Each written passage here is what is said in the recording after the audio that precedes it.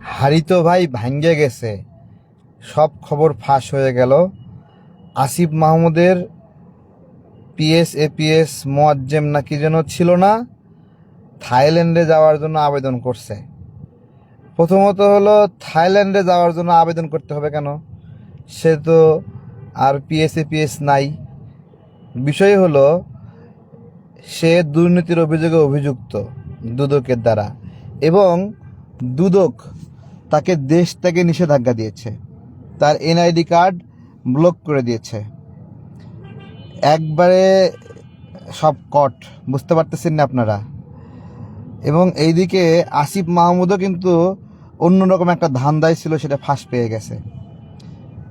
ফাঁসটা হলো, আসিফ মাহমুদ শেষ পর্যন্ত বিএনপির নমিনেশন নিতে চেয়েছে, কিন্তু তার যে লুটপাট, এইটা দায় বিএনপি নিতে চায়নি।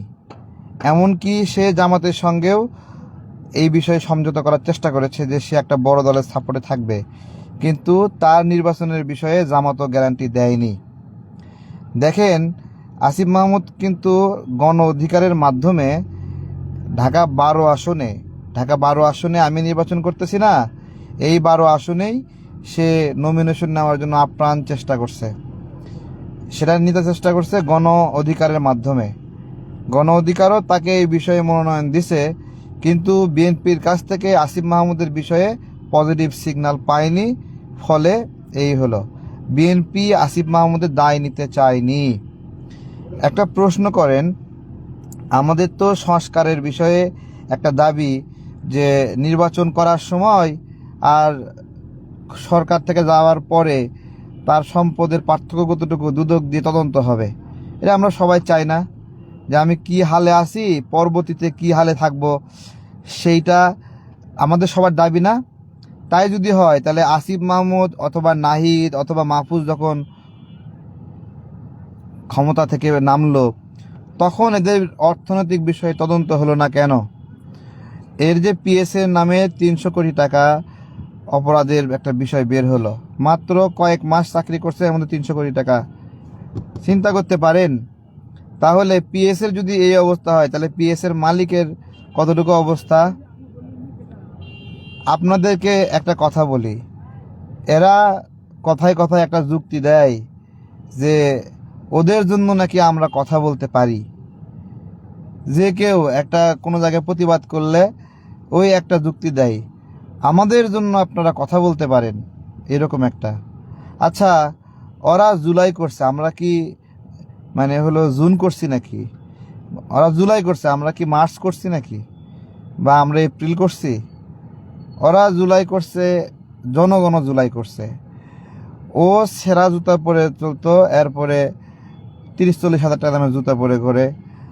তো তাহলে জনগণের পাপ কি, জনগণের ভাগ্যের কি পরিবর্তন হলো? কর ন্যায়পাল নামে একটা ব্যবস্থা আছে। কর ন্যায়পাল মন্ত্রী এমপিদের ধরতে পারবে ভুল, তাদের দুর্নীতি ধরতে পারবে। এই ব্যবস্থার প্রণয়ন করতে চায় এই সরকার। তো খুব ভালো, কর ন্যায়পাল এই সরকারের সময় থেকে নিয়োগ দেও না কেন? তোমাদের উপর থেকেই পরীক্ষা চলুক আগে। কি ভাই, পরীক্ষা যে নিয়ম করতে চায়, হে নিয়ম, এর উপর একটু পরীক্ষা চললে কেমন হবে? তো এটা চলতেছে লুটপাট। গুলশানের তদন্ত তো এটা বাইরে হলোই, আসিফ মাহমুদের সম্পৃক্ততা। ও কিন্তু দেখেন, আসিফ কিন্তু গুলশানের চাঁদাবাজির ঘটনায় অপুরা যখন গ্রেপ্তার হলো, তখন আসিফ মাহমুদ সেখানে ছিল।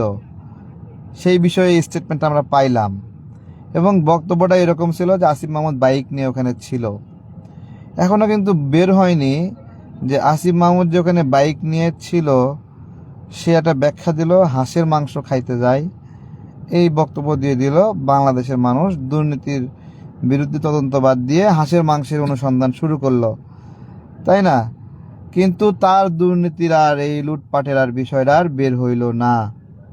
গতকালকে মন খারাপ করছে অনেকে আমার উপরে, যে সমন্বয়করা খুলনায় 20 লাখ টাকা চাঁদাবাজি করতে গেছে।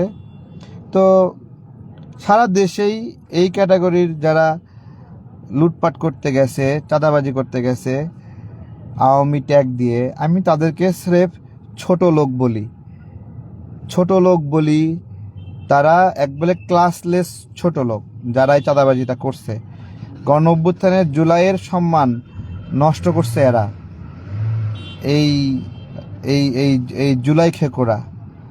তো গতকালকে খুলনার ঘটনাটা যখন দেখতেছিলাম, আমার মনে হচ্ছিল শালা হাঁটু বরাবর দুটাই স্ট্যাম্প দিয়ে বাইরে দিতে পারলো না ফটফট করে, তাই না? এই চাঁদাবাজগুলো দিতে পারলো না, দিলে খুশি হইতেন না? কে কে খুশি হইতেন বলেন তো? এই চাঁদাবাজি করতে যারা গেছে দুটো বাড়ি লাগালে কে কে খুশি হইতেন? আওয়াজ দেন, আওয়াজ দেন, আওয়াজ দেন, কে কে খুশি হইতেন? খুলনা চাঁদাবাজি করার সাথে জড়িত কে কে খুশি হইতেন বলেন তো? অদ্ভুত। এই যে দেশ থেকে নিষেধাজ্ঞা দিছে আসিফ মাহমুদের পিএসের উপরে, এখনো গ্রেপ্তার করছে। কিছু না কিছু না থাকলে নিষেধাজ্ঞা দিত? এরা না ক্ষমতায় আছে, তার মানে কি বড় কেলেঙ্কারি করছে যে দেশ থেকে নিষেধাজ্ঞা দিতে বাধ্য হয়েছে। আদালতে আদালতে গেছে ও যে থাইল্যান্ডে যাবে, ওর মেরুদণ্ডে স্পাইনাল কর্ডের সমস্যা, থাইল্যান্ডে যাবে, এই জন্য অনুমতি চাইছে আদালতে। আদালত না মঞ্জুর করছে, না মঞ্জুর করছে। তো হাসনাতরা গলা মোটা করে এসব কথা বলে, তো আমরা গলা মোটাটা দেখতে যাচ্ছি।